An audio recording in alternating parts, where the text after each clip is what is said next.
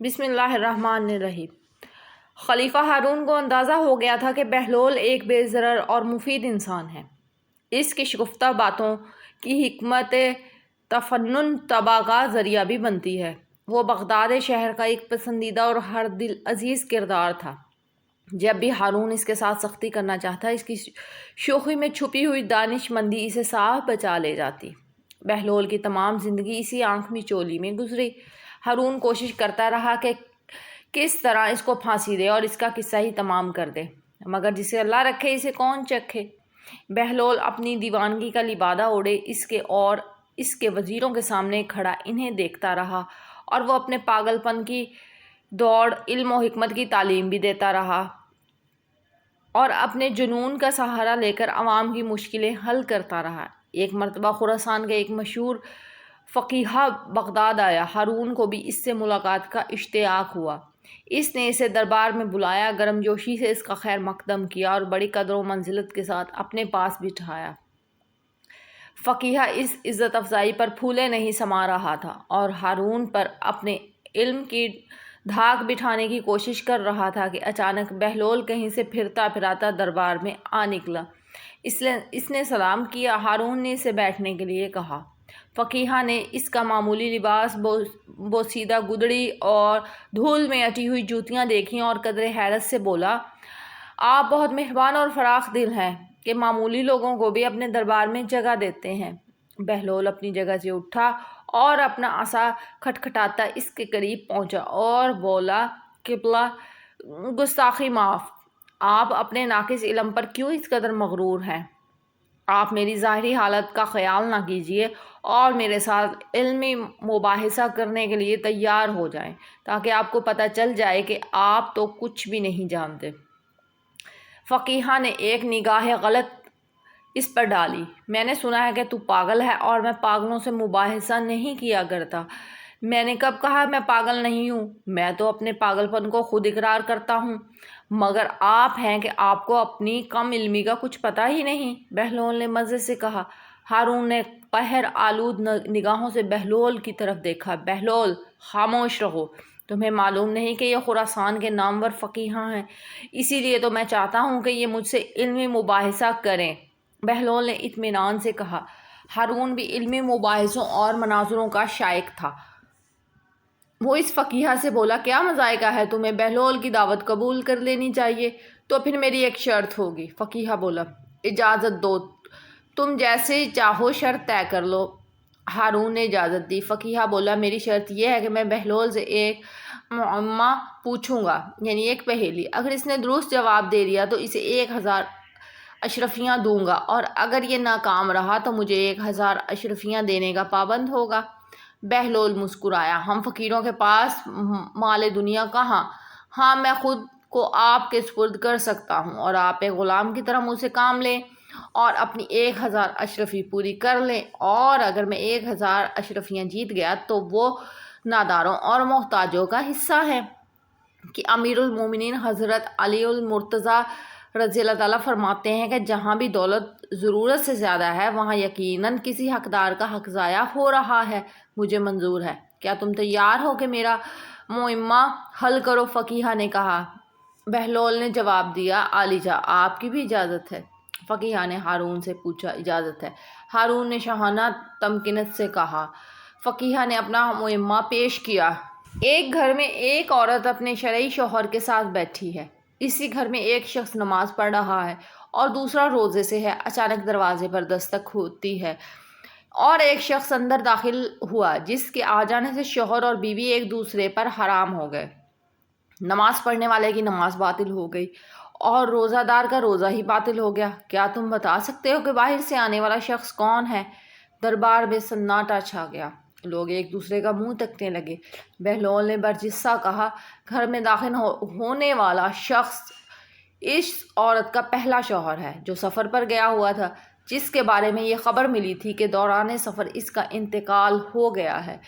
اس عورت نے حاکم شرع کی اجازت سے اس مرد سے عقد کر لیا تھا، یعنی نکاح، جو اس کے برابر بیٹھا ہوا تھا، انہوں نے 2 اشخاص کو اجرت دی تھی کہ وہ مرحوم شوہر کی قضا نمازیں ادا کریں اور روزے رکھیں۔ اسی اثناء میں پہلا شوہر سفر سے آ گیا کیونکہ اس کی موت کی خبر غلط تھی، چنانچہ اس کے آتے ہی دوسرا شوہر اس عورت پر حرام ہو گیا۔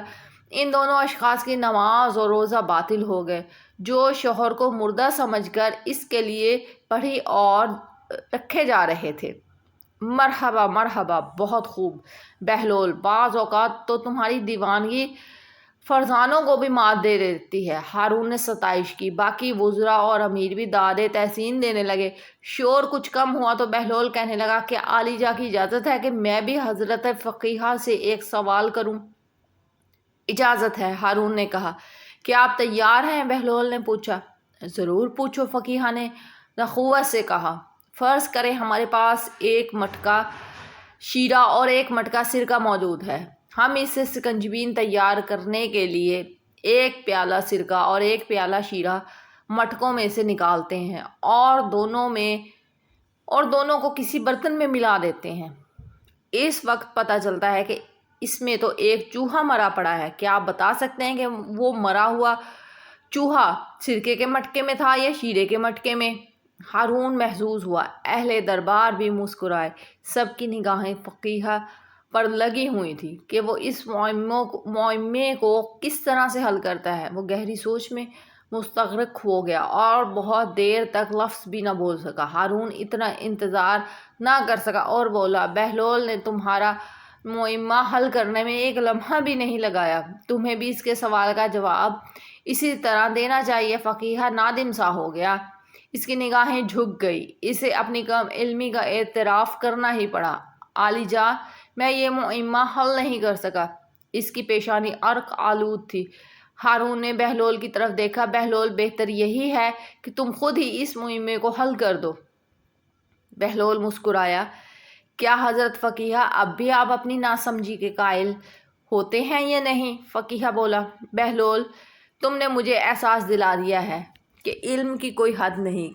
کسی کی ظاہری حالت دیکھ کر اسے کمتر خیال نہیں کرنا چاہیے۔ تو سنیے جناب، ہمیں چاہیے کہ اس چوہے کو سکنجبین سے نکال کر اچھی طرح دھو لیں، پھر اس کا پیٹ چاک کریں۔ اگر اس کے پیٹ میں سرکہ ہوا تو سمجھیں کہ وہ سرکے کے مٹکے میں تھا، اگر شیرہ ہوا تو پھر اس نے شیرے میں ڈبکی لگا کر جان دی ہے، لہٰذا جو کچھ بھی اس کے پیٹ میں ہوا اس شے کے مٹکے کو ضائع کر دینا چاہیے۔ اہل دربار اش اش کر اٹھے۔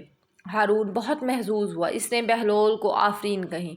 فقیہہ نے سر جھکایا اور 1000 اشرفیاں اس کے سامنے ڈھیر کر دیں۔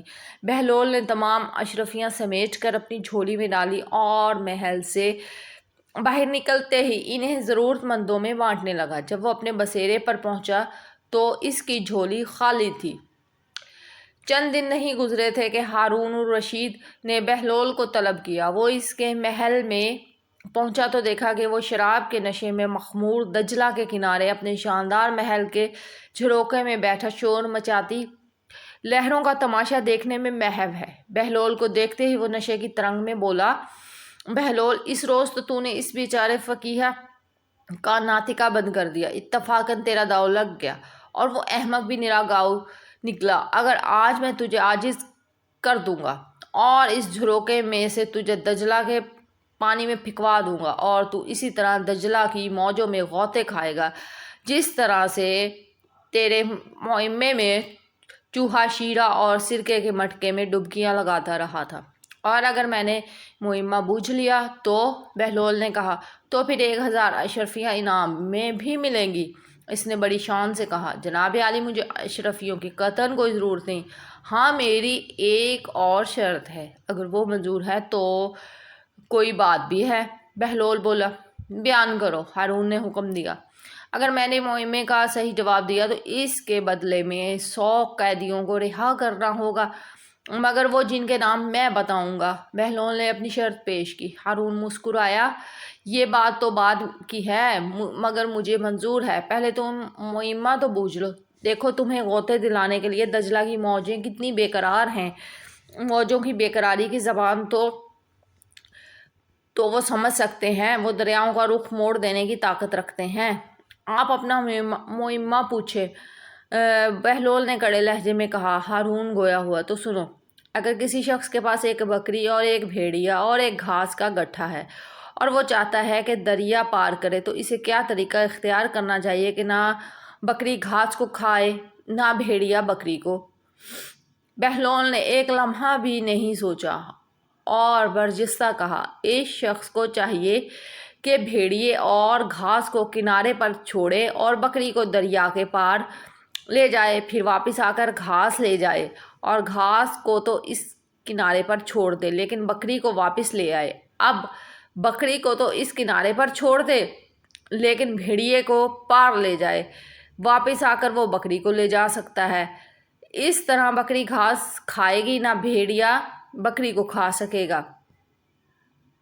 ہارون حیران ہوا۔ بہت خوب بہلول، آج تو تمہارے حق میں ہیں ستارے ناحق کچھ بھی نہیں کرتے کیونکہ وہ تو حق کو پہچانتے ہیں۔ اب علی جا بھی میرے حق کو پہچانیں اور اپنا وعدہ پورا کریں۔ بہلول نے جرأت سے کہا، درست، مجھے اپنا وعدہ یاد ہے۔ تم منشی کو ان قیدیوں کے نام لکھوا دو، وہ داروغہ زندان کو دے دے گا تاکہ ان قیدیوں کو رہا کر دے۔ ہارون نے فراخ دلی سے کہا۔ بہلول نے ان اشخاص کے نام لکھوا دیے اور چلا آیا۔